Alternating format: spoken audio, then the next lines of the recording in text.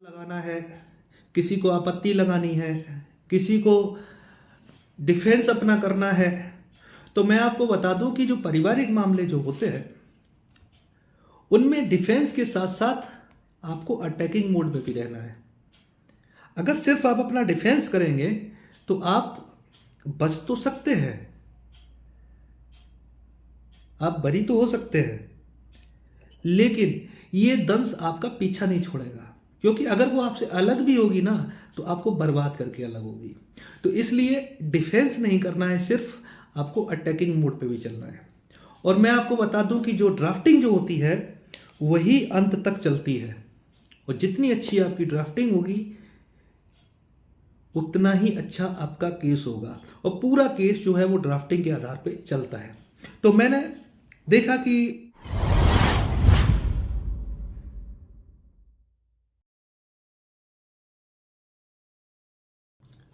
नमस्ते भाइयों, मैं हूं आपका दोस्त परमदत्त। कैसे हैं? मैं दीवानी कचहरी आगरा में एज ए एडवोकेट आप लोगों के लिए, आपके परिवार को बचाने के लिए मैंने एक मुहिम चलाई हुई है। और मैं चाहता हूं कि जिन लोगों के मामले आगरा कोर्ट में चल रहे हैं वो लोग हमसे संपर्क कर सकते हैं, और माता रानी की कृपा से, माता रानी बगलामुखी की कृपा से कोशिश करेंगे कि आपको और आपके परिवार को बचाएं। ये जो मैं वीडियो बनाता हूँ वो सिर्फ शैक्षिक पर्पज से बनाता हूँ, ताकि कि आप लोगों तक ये जानकारियाँ पहुँचे और ज़्यादा से ज़्यादा लोगों को बचाया जा सके। क्योंकि आज की डेट में ट्रेंड चल रहा है कि जरा सी कोई अनबन हो जाती है तो परिवारों को तोड़ने के लिए, नीचा दिखाने के लिए, ब्लैकमेल करने के लिए फर्जी मुकदमों का सहारा लिया जाता है। क्योंकि हमारे यहाँ आगरा कोर्ट में पहले एक कोर्ट हुआ करती थी, अभी इस समय 4 कोर्टें हैं और कोर्टें बंद हैं। अभी फिलहाल में जो वर्तमान में जो कंडीशन है वो यही है कि 4 कोर्टें अभी इस समय हैं, और चारों कोर्टों में एक मेला जैसा लगा रहता है। मर्डर, डकैती, क्रिमिनल मामले ऐसे नहीं हैं जितने की फैमिली मैटर है। मैंने यहाँ पे सिर्फ पॉस्को के मामले ज़्यादा देखे हैं, फैमिली मैटर्स ज़्यादा देखे हैं, और एनआई एक्ट के मामले हमने देखे हैं। लेकिन सबसे बड़ी जो तादाद है वो फैमिली मैटर्स की है। तो इसलिए आप लोगों के सहयोग से, आप लोगों के समर्थन से हमने अपना ये एडवोकेसी लाइन चुनी है, और काफ़ी दुख मुसीबत का सामना किया है, आप लोगों ने सहयोग भी किया है। तो मैंने सोचा कि क्यों ना आप लोगों के लिए जो ड्राफ्टिंग है वो वर्क किया जाए, और आप लोगों को ड्राफ्टिंग जो है वो उपलब्ध कराई जाए, ताकि कि ऐसा नहीं है, मेरे अधिवक्ता भाई है, मेरा काफ़ी सपोर्ट किए, जिन्होंने मुझे एक नई ज़िंदगी दे दी, मुझे बहुत सहयोग किया उन्होंने, और उनसे ही मैं सीखा हूँ। एक अदालत से दूसरी अदालत, दूसरी अदालत से तीसरी अदालत घूमते रहे, देखते रहे, और आज सक्षम हूँ कि आप लोगों को बचाने के लिए आज मैंने ये अपना कैरियर चेंज किया। तो मैंने सोचा कि क्यों ना आप लोग जो हैं वो परेशान हैं कि किसी को जवाब लगाना है, किसी को आपत्ति लगानी है, किसी को डिफेंस अपना करना है। तो मैं आपको बता दूं कि जो पारिवारिक मामले जो होते हैं उनमें डिफेंस के साथ साथ आपको अटैकिंग मोड में भी रहना है। अगर सिर्फ आप अपना डिफेंस करेंगे तो आप बच तो सकते हैं, आप बरी तो हो सकते हैं, लेकिन ये दंश आपका पीछा नहीं छोड़ेगा, क्योंकि अगर वो आपसे अलग भी होगी ना तो आपको बर्बाद करके अलग होगी। तो इसलिए डिफेंस नहीं करना है, सिर्फ आपको अटैकिंग मोड पे भी चलना है। और मैं आपको बता दूं कि जो ड्राफ्टिंग जो होती है वही अंत तक चलती है, और जितनी अच्छी आपकी ड्राफ्टिंग होगी उतना ही अच्छा आपका केस होगा, और पूरा केस जो है वो ड्राफ्टिंग के आधार पे चलता है। तो मैंने देखा कि पुलिस के पास में जब कोई मामला जाता है तो पुलिस एफआईआर दर्ज कर लेती है, बयान दर्ज कर देती है अपनी मन मुताबिक, अपने मुताबिक। कभी कभी 41 ए का सीआरपीसी के तहत में जो नोटिस दिया जाता है उस पर फर्जी साइन भी कर लेती है। कभी कभी पुलिस ये भी कर लेती है कि जो 2 हफ्ते का टाइम दिया गया है नोटिस देने का, वो कभी कभी महीनों लगा देती है। तो यहाँ पे सुप्रीम कोर्ट के आदेश का जो डायरेक्शंस जारी किए गए थे Arnesh Kumar versus state of Bihar and others में, उसका साफ तरीके से वायलेशन होता है, जिसके लिए गृह मंत्रालय दिल्ली और हर स्टेट की डीजीपी और बाया डीजीपी हर जिले के एसपी एसएसपी को यह नोटिस जारी किया गया था कि आपको ये Arnesh Kumar versus state of Bihar others, इसकी आपको पालना करनी है। लेकिन आयोग क्या करते हैं, गलत तरीके से विवेचना करके, इनका एक इंटेंशन रहता है कि परिवार में 10 लोग अगर फंसे हुए हैं या 5 लोग फंसे हुए हैं, इनसे पैसे लो, अगर आपने पैसे दे दिए तो आप निर्दोष हो गए, अगर आपने पैसे नहीं दिए उस आईओ को तो आपके खिलाफ में वो चार्जशीट लगाएगा, आपको फर्जी मुकदमे में फंसाएगा, फर्जी तरीके से बयान दर्ज करेगा 161 सीआरपी से, क्योंकि उसको पता है कि सीआरपीसी 161 के जो बयान होते हैं उसमें किसी के साइन की कोई आवश्यकता नहीं है, उसकी किसी पक्की नकल की कोई आवश्यकता नहीं है, उसकी आपको कोर्ट से सर्टिफाइड कॉपी नहीं मिल सकती। तो उसको पता है कि यहाँ पे वो अपनी पावर का यूज कर लेता है। और जो पति पक्ष है, उस पति पक्ष के बयान आप कितने भी सच रख दो, जबकि Arnesh Kumar versus state of Bihar में ये बात कही गई है और ललिता कुमारी वर्सेस स्टेट ऑफ यूपी में ये बात कही गई है कि आपको दोनों पक्षों को सुनना है और दोनों पक्षों को सुन के ही आपको निष्कर्ष निकाल के आपको आरोप पत्र लगाना है। लेकिन ये क्या कर देते हैं, 162 सीआरपीसी के तहत में लड़के पक्ष का यानी पति पक्ष का साफ स्टेटमेंट ये लिख दे, अगर आपने पैसे नहीं दिए तो वो स्टेटमेंट सीधा लिख देते हैं कि इनसे बात हुई, इनके बयान दर्ज किए गए, इन्होंने कहा कि हम अपना पक्ष न्यायालय में रखें। डेट मीन्स कि आपको ट्राई के लिए उसने मजबूर कर दिया। लेकिन अदालतें जो बैठी हुई हैं वो क्या करती हैं, इन फैक्टों को नकारती है और एक लाइन लिख देती है कि प्रसंज्ञान लिया गया और आपके खिलाफ में सम्मन जारी कर दिए जाते हैं, नोटिस जारी कर दिए जाते हैं, आपके खिलाफ में BW वारंट जारी कर दिए जाते हैं 10,000 20,000 के, और आपको कोर्ट में तलब कर लिया जाता है। तो ये सारी चीज़ें जो हैं, जो त्रुटि जो हुई है, अभी हाल में ही मैंने आगरा कोर्ट में ऐसी ही एक त्रुटि हुई थी, तो मैंने जनरल रूल के हिसाब से मैंने उस आईओ के खिलाफ में कार्रवाई करने के लिए मैंने काम किया है और जल्दी इसको हम दाखिल करेंगे और उस आईओ को तलब करेंगे, क्योंकि उसने चार्जशीट में बहुत सारे फॉल्ट किए हैं। और इसमें जो जनरल रूल्स है जिसके हिसाब से कि नीचे की अदालतें जो चलती हैं, हर स्टेट का क्रिमिनल और सिविल का जनरल रूल्स है, आप उसको पढ़ सकते हैं, बहुत अच्छा है। अगर आपने ये पढ़ लिया तो आपको नीचे की प्रोसीडिंग के बारे में सब कुछ पता चल जाएगा कि जो नीचे फॉल्ट हो रही हैं, जो जिला अदालतों में जो अदालतें जो हैं वो गलत तरीके से कार्रवाई कर रही हैं, इन जनरल रूल के हिसाब से जो गाइडलाइंस जारी की गई है, जो उनको आप पढ़ेंगे तो आपको इंटरेस्ट आएगा, आपको सारी चीज़ें समझ में आ जाएगी कि कैसे कार्रवाई करनी है और किस वायलेशन पे हमें क्या क्या एक्शन लेना है। तो पुलिस के खिलाफ कार्रवाई कर सकते हैं, CRPC 197 की आप अनुमति मांग सकते हैं। और ऑनरेबल सुप्रीम कोर्ट के कई सारे ऐसे आदेश हैं कि अगर आपने कोई प्रार्थना पत्र दिया है अनुमति के लिए, क्योंकि पुलिस वालों को जो चार्जशीट लगाते हैं, इनको अगर पैसे नहीं दिए तो ये चार्जशीट लगा देते हैं, अगर इनको पैसे दे दिए तो आप निर्दोष हो गए। तो ये जो चार्जशीट लगाते हैं, इनके दिमाग में एक चीज रहता है कि आर्टिकल 311 और the prevention of corruption act जो है 19A के तहत में और CRPC 197 के तहत में इनका बचाव किया गया, इनका कोई कुछ बिगाड़ नहीं सकता है।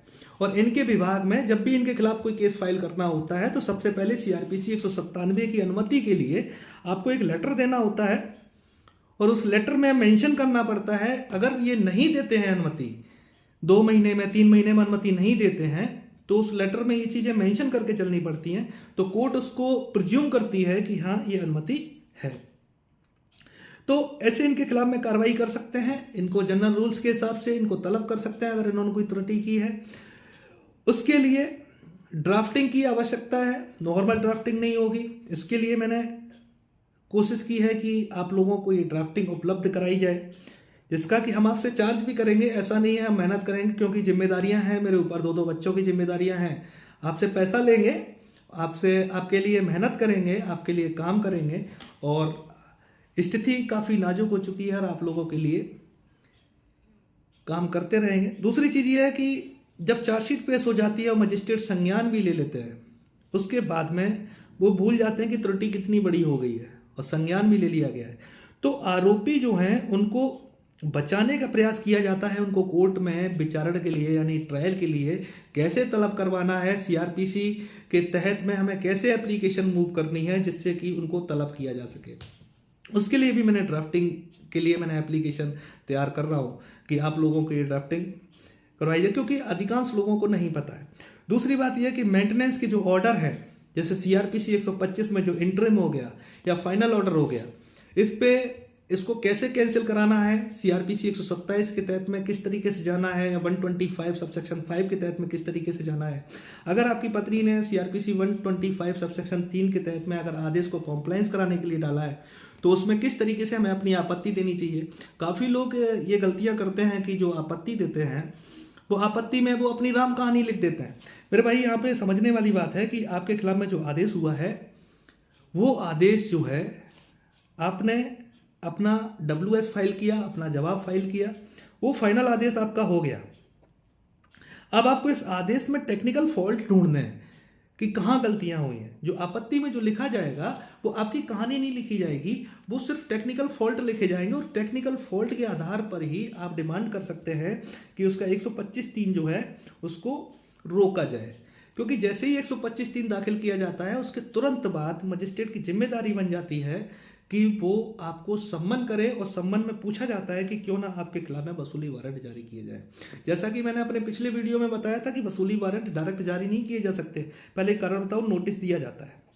लेकिन कोर्टें क्या करती हैं, जानकारी के अभाव में वो सीधा लिख देती हैं पुलिस के लिए कि आप वसूली वारंट क्यों ना जारी किए जाए, सम्मन तामील करो। तो यहाँ पे ये प्रोसीजर गलत हो जाता है। यहाँ पे अलग प्रोसीजर है, आपको उसमें आपत्ति तो इसमें आपको एक्शन लेना है। इसके बाद जब वसूली जब होती है तो उससे पहले 421 सीआरपीसी का कॉम्प्लायंस कराना भी बहुत जरूरी है, जुर्माना भी लगाया जाता है। हाल में ही एक जजमेंट आया था, Vipin Kumar versus state of UP Allahabad high court का एक जजमेंट था, 2023 में आया था, नया जजमेंट है। उसमें कहा गया था कि आप कोई भी वसूली वारंट जारी करने से पहले आपको जुर्माना लगाना पड़ेगा सीआरपीसी 421 में, लेकिन कोर्टें नहीं लगाती है। तो ये छोटी छोटी चीज़ें हैं जो पकड़ने वाली है, जिससे कि आपको फ़ायदा मिल सकता है। रही बात मेंटेनेंस की, तो मेंटेनेंस इतनी जल्दी ऐसे खारिज नहीं होता है जब तक कि आप टेक्निकल फॉल्ट पकड़ के उनको उसी न्यायालय में सामने ना रखें। तो तीसरी बात ये हो जाती है कि अगर आपकी पत्नी ने कोई भी आदेश अगर झूठ बोल कर लिया है कोर्ट में, झूठे तथ्य पेश करके लिया है, झूठा एफिडेविट दिया है, झूठे कथन दिया है, और आप उस आदेश को कैंसिल कराना चाहते हैं, तो आपको क्या करना पड़ेगा। उसके लिए भी मैंने ड्राफ्टिंग के लिए मैंने सोचा हुआ है एक प्रार्थना पत्र, इसके लिए भी बनाएंगे। क्योंकि काफ़ी लोग जो हैं वो सोचते हैं, क्योंकि ड्राफ्टिंग मेन दस्तावेज होता है पूरे केस का, जितनी अच्छी आपकी ड्राफ्टिंग होगी उसी हिसाब से। और ये जो ड्राफ्टिंग है वो हम एक फॉर्मेट बनाएंगे इनका, और फॉर्मेट बना के एक पैकेज रखेंगे।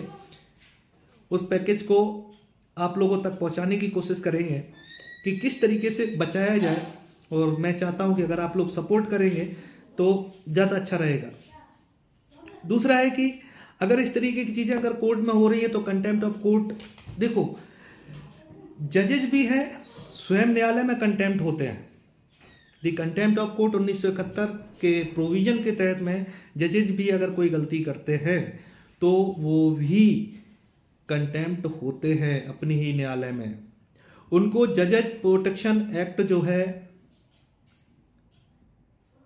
उनका बचाव करता है। जजेज प्रोटेक्शन एक्ट है वो जजों का बचाव करता है। छोटा सा एक्ट है, दो तीन इसमें क्लाउजेज हैं जो इनका बचाव करता है।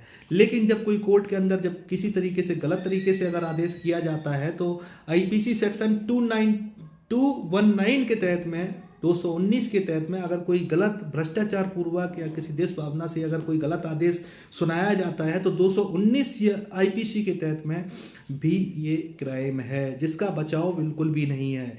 इस तरीके की लीगल कार्रवाई है। अगर आपके खिलाफ में अगर कोई गलत कार्रवाई कर रहा है, चाहे वो पुलिस हो चाहे कोई भी हो, आप उसके खिलाफ में कार्रवाई कर सकते हैं। उसकी अधीनस्थ अदालत जो है, ऊपरी अदालत जो है, आप वहाँ से उसके खिलाफ में परमिशन मांग सकते हैं।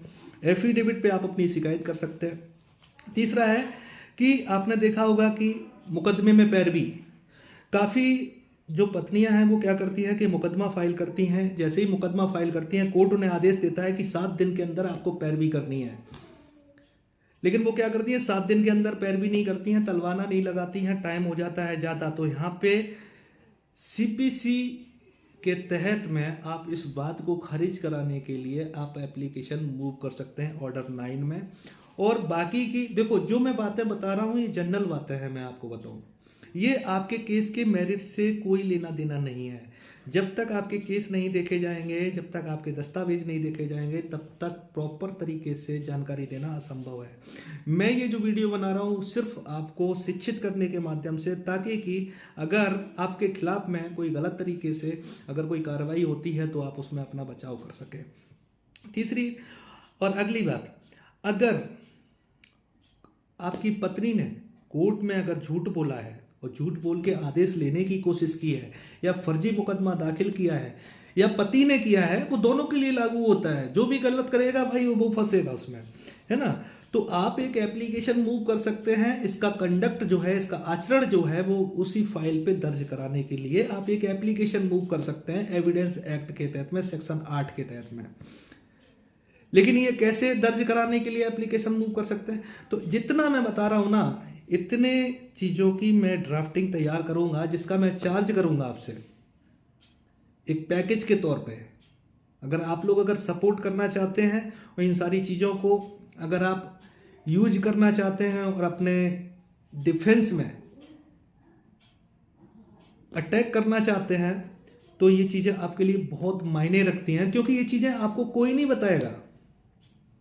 मैं गारंटी के साथ कहता हूँ, मेरा 7 साल का मेरा एक्सपीरियंस है घूमते घूमते, क्योंकि मैंने जितने लोगों के साथ में मेहनत की है, जितने लोगों के साथ मैंने हमेशा कुछ ना कुछ नया हुआ है। तो इस पैकेज जो हमने इसका ड्राफ्टिंग जो रखा हुआ है, ड्राफ्टिंग सिर्फ इसलिए क्योंकि काफ़ी लोग जो है ना वो हमसे कहते हैं भैया मेरे केस में ऐसा हो गया है, इसमें क्या ड्राफ्टिंग, तो वो बर्डन ज़्यादा बड़ा हो जाता है और हमें भी अच्छा नहीं लगता। क्योंकि जब तक आप सोचते हैं और जब तक आप आगे हमसे बात करते हैं, जैसे सपोज आज आपके लिए कोई प्रार्थना पत्र बनाया मैंने और आज के 2 महीने बाद आप कर रहे हैं, तो हमारे दिमाग से वो चीज़ें निकल जाती हैं। तो मैंने सोचा कि एक फॉर्मेट टेक बनाए और जब आपको ज़रूरत हो तो आपको सारे फॉर्मेट आपको दे दें एक एज अ पैकेज के तौर पे, और उसका हम चार्ज कर लें, जिससे कि आप उसका समझ जाएं कि हाँ ये किस तरीके से हमें अपनी एप्लीकेशन मूव। जब उसको आप एडिट करेंगे तो एक बार आप मुझे दिखा सकते हैं व्हाट्सएप पे कि भैया मैंने ये तैयार किया है कि हमारे केस के अकॉर्डिंग ये ठीक है, देना सही है या नहीं है ना। कोर्ट फीस की बात है, कोर्ट फीस अधिनियम के तहत में कोर्ट फीस तय की गई है, आप उसको पढ़ सकते हैं, उसमें समझ सकते हैं कि हमें कितने रुपए की कोर्ट फीस, हमें टिकट हमें कितने रुपए की कहाँ लगानी है, किस प्रार्थना पत्र पे कैसे लगानी है। और अपने जो वकील लोग हैं, आपके जो विधिक सलाहकार है, उनके सपोर्ट से ही आपको कोई काम करना है। देखो हमारे बताने से और उनके करने से काम होगा। ऐसा नहीं है कि मैंने कोई चीज़ अगर आपको बता दी है, क्योंकि आप उस तरीके से चीज़ें नहीं समझ सकते जिस तरीके से हम बता रहे हैं। तो आपको अपने एडवोकेट के सपोर्ट से ही काम करना है और लाछन लगाने से कुछ नहीं होगा। आप मेहनत करेंगे तो आपके एडवोकेट को इंटरेस्ट आएगा। आप मेहनत नहीं करें, क्योंकि आपके एडवोकेट, आपके वकील आपको बचाने के लिए आपके, देखो पैसा लेना हमारा प्रोफेशन है और हम पैसा लेंगे। पैसे के बिना ये कलम नहीं चलने वाली, क्योंकि हमारे पास दूसरा कोई ऑप्शन ही नहीं है। तो पैसा तो लेंगे, लेकिन आपके लिए मेहनत करेंगे और आपके लिए हर एडवोकेट मेहनत करता भी है। लेकिन जब आप सारी जिम्मेदारियां जब अपने एडवोकेट के ऊपर डाल देते हैं तो कहीं ना कहीं प्रॉब्लम आती है, तो फिर आप दोषी ठहराते हैं एडवोकेट को। तो यहाँ पे एडवोकेट आपकी बात जो है वो न्यायालय में रख सकते हैं, आपके लिए एविडेंस कलेक्ट करने नहीं जा सकते। थोड़ा सा आपको भी सजग रहना है, क्योंकि आपकी पत्नी ने आपके खिलाफ में जो केस किए हैं, वो पत्नी आपके साथ में रही है, तो आपको पता है कि उसके फॉल्ट क्या क्या है और किस तरीके से एविडेंस कलेक्ट किए जा सकते हैं। तो थोड़ा सा आपको सतर्क रहना है, थोड़ा सा आपको संवेदनशील बनना है और अपने अधिवक्ता की मदद करनी है, और आपके अधिवक्ता की मदद से ही ये चीज़ें संभव हो सकती हैं। क्योंकि ये सारी चीज़ें जितनी मैंने आपको बताई हैं सारी टेक्निकल चीज़ें हैं, और जिसने भी ये अप्लाई की हैं वो सफल हुआ है, और माता रानी की कृपा से आज दिन तक कभी हम फॉल्ट में नहीं आए हैं। और हमने पैसा लिया लोगों से, और लेना भी पड़ेगा क्योंकि जिम्मेदारी है हमारे ऊपर, लेकिन किसी को डैमेज नहीं होने दिया। कभी दूसरी से कभी तीसरी, तीसरी से कभी चौथी एप्लीकेशन नहीं लगी आज दिन तक। तो मैं चाहता हूं कि ये जो फॉर्मेट मैं बना के रखूंगा, फॉर्मेट बनाने की कोशिश करूंगा और इसका एक पैकेज रखूंगा। अगर इसको लेना चाहें तो आप लोग हमसे व्हाट्सएप पे संपर्क भी कर सकते हैं, और अपने केस को सिर्फ ये सोच के फाइट करना है कि सिर्फ आप नहीं फंसे हैं, आपका पूरा परिवार फंसा हुआ है। क्योंकि मैं फिर से कह रहा हूँ कि जो ड्राफ्टिंग है ना, जितनी अच्छी आपकी ड्राफ्टिंग होगी, जितनी अच्छी चीज़ें आपकी होंगी, कोई फर्क नहीं पड़ता जज आपके खिलाफ में क्या कह रहे हैं, पुलिस आपके खिलाफ में क्या कह रही है। जो भी लीगल रेमेडी आपको मिली हुई है, उन सारी लीगल रेमेडी को आपको यूज करना है। प्रॉफिट नहीं देखना है, लॉस नहीं देखना है, जो होगा वो बात की बात देखी जाएगी। क्योंकि निचली अदालत जो है ना, वो आखिरी अदालत नहीं है। इसलिए टेक्निकल चीज़ों पे ज़्यादा वार करो, डिफेंस मोड में ही नहीं रहना है बल्कि अटैकिंग मोड पे भी चलना है, तभी आप इन सारी चीज़ों से निजात पा सकते हैं। अदरवाइज ये जो फैमिली मैटर है वो एक दीमक की तरह है जो आपकी लाइफ को बर्बाद कर देंगे, और एक समय ऐसा आएगा कि आपके पास कुछ भी नहीं रहेगा, और अंत में भी वो आपकी पत्नी कहलाई जाएगी और आपको लूट के चली जाएगी, बर्बाद कर देगी। ये समय आने से बढ़िया है कि पहले ही आप इतने सतर्क हो जाओ। और मेरा जो वीडियो बनाने का जो इंटेंशन है वो सिर्फ इसीलिए है क्योंकि जो चीज़ें मैंने अपनी लाइफ में महसूस की है, मैं आपको दिखाई दे रहा हूँ ऐसा, लेकिन जेब से मैं बिल्कुल खाली हूँ। माता रानी गवाह है, जो लोग मुझसे मिले हैं वो गवाह है। लेकिन मैंने हिम्मत नहीं हारी और मैं मेहनत करता रहा और आप लोगों के सामने आज मैं हूँ। तो इसलिए डरना नहीं है, परेशान नहीं होना है, और मैं कोशिश करूँगा कि ये जो ड्राफ्टिंग है जो मैंने जितनी बताई हैं वो करेंगे और एक पैकेज रखेंगे। और आप लोग अगर सपोर्ट करना चाहें तो आप लोग हमें सपोर्ट भी कर सकते हैं, कोई फ़र्क नहीं पड़ता। जैसे इंजीनियरिंग करियर चला गया वैसे ही ये भी चली जाएगी, तो कोई फ़र्क नहीं पड़ेगी। लेकिन दुख नहीं होगा। दुख केवल इस बात का है कि जो चीज़ें जब समय पे होनी चाहिए थी वो चीज़ें समय पे नहीं हुई। आज जिस मोड़ पे खड़े हुए हैं वहाँ पे हमने काफ़ी लोगों को बचाने का प्रयास किया है, तो हमारा जो इंजीनियरिंग करियर था वो सफल हो गया। तो और कल 2 फरवरी को मेरा बर्थडे है और कल से अपनी नई शुरुआत करेंगे, और ये मेरा एक नया जन्म है जो आप लोगों ने दिया है, नया करियर दिया है और काफ़ी सपोर्ट किया है, और मैं चाहता हूँ आप लोग सपोर्ट करें। धन्यवाद।